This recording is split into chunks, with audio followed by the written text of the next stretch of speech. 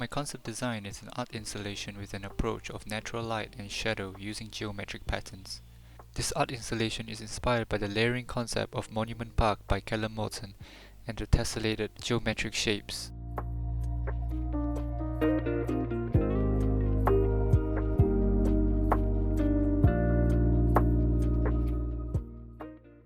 This installation has a unique representation that divides up the patterns in 4 layers, creating different depths and opacities of shadow.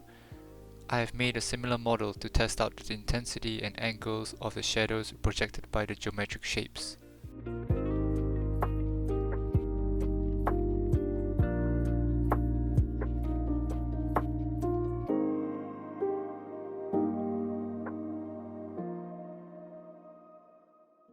My installation is going to be by the ceiling, under the skylight window of Building 100, where there are 4 panels stretching around 10.7 meters long and 65 cm wide.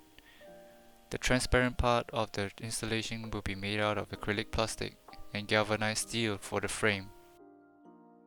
The purpose of this installation is to create shadows based on the patterns where it will be casted on the walls of the site. This works best when there is a maximum amount of sunlight from above.